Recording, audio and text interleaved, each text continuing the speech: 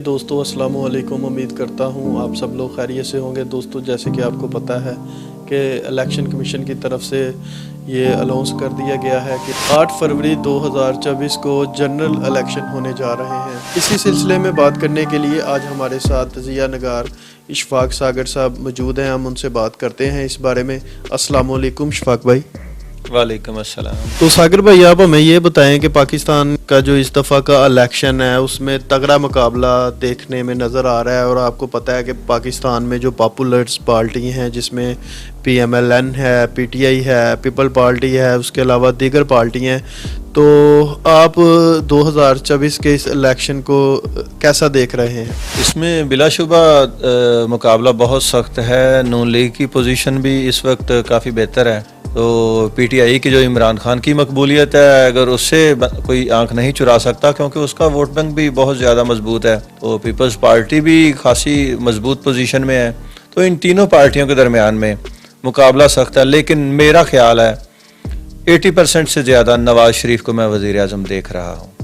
Sir आप ये किस बेस पे कह सकते हैं कि 80% नून लीग के चांस हैं?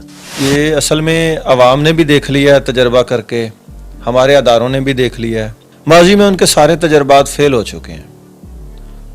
अब जो मुल्क है वो इस नहज तक पहुंच चुका है कि सबको समझ आ गई, अवाम को भी, हमारे अदारों को भी, कि अब इस डूबते हुए मुल्क को नवाज शरीफ के सिवा और कोई नहीं बचा सकता। अल्लाह ताला इसकी गैबी मदद करे।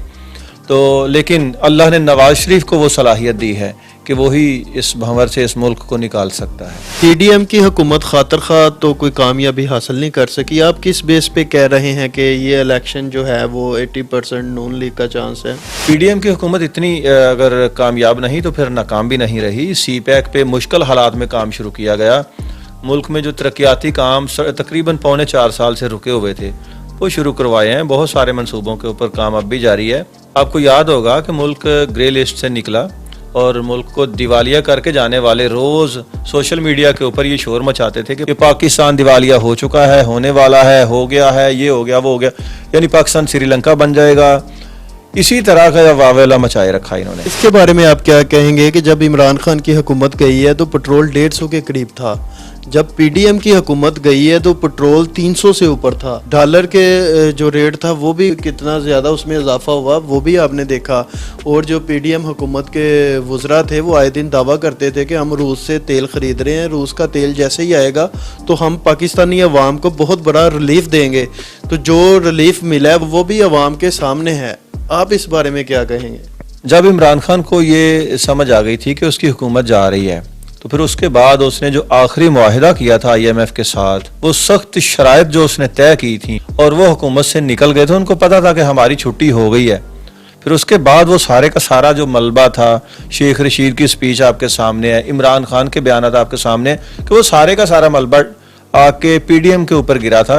यानी PDM ने समेत नून लीग ने ख़ास तौर पर अपने सियासी कैरियर की कुर्बानी देकर इस मुल्क को बचाया था। पेट्रोल महंगा होना और डॉलर का रेट जो है ना ये बढ़ना, इसकी बुनियादी वजह आपको याद होगा कि 2018 को पाकिस्तान 26,000 अरब रुपए का मकरूज था और जब इमरान खान ने 4.25 साल हुकूमत इस मुल्क पर की और जब इमरान खान गया था तो पाकिस्तान 50,000 अरब रुपए का मकरूज था। इन्होंने 4.25 साल में 24,000 अरब रुपए कर्ज लिया। वो कहाँ लगाया? देख लीजिए, एक करतारपुर के अलावा अगर कोई मंसूबा आपको नजर आता है तो दिखा दीजिए। कुछ भी नहीं किया इन्होंने। ये बात तो आपकी मैं भी तस्लीम करता हूँ कि PTI के 4 साल दौर में किसी किस्म का तरक्याती काम नहीं हुआ, तरक्याती काम रुके हुए थे। तो बाकी PDM की गवर्नमेंट में भी बहुत ज़्यादा महंगाई हुई है, इस बात को आपको भी तस्लीम करना पड़ेगा। तो आप इस बात का कैसे दावा कर सकते हैं, किस बेस पे आप ये बात कर रहे हैं कि नवाज शरीफ दोबारा आएगा तो इस मुल्क के हालात बेहतर होंगे? तारीख गवाह है, नवाज शरीफ 3 मरतबा इस मुल्क का वज़ीर आज़म रहा है। जब भी नवाज शरीफ को ये मुल्क मिला उसके हालात पहले जैसे भी थे, ख़राब थे, जिस तरह के भी थे। और नवाज शरीफ ने जितनी देर भी हुकूमत की हालात पहले से बहुत ज़्यादा बेहतरी की तरफ गए। आप उसकी पहली हुकूमत को देख लें कि मियां नवाज शरीफ ने मोटरवे शुरू करवाई थी जो कि पाकिस्तान के लिए तरक्याती एक बहुत बड़ा मंसूबा था। फिर बेनज़ीर की हुकूमत आती है, मोटरवे पर काम रोक दिया जाता है। नवाज शरीफ को दूसरी हुकूमत मिलती है, वो मोटरवे को मुकम्मल करते हैं।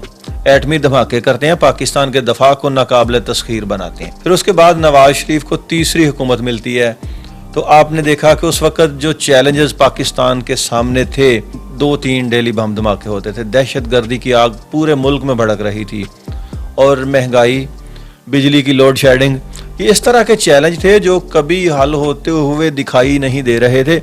दूर दूर तक समझ नहीं आ रहा था कि पाकिस्तान से लोड शेडिंग खत्म होगी, दहशतगर्दी खत्म होगी, महंगाई कंट्रोल होगी, लेकिन फिर आपने देखा पाकिस्तान से दहशतगर्दी का सफाया भी हुआ।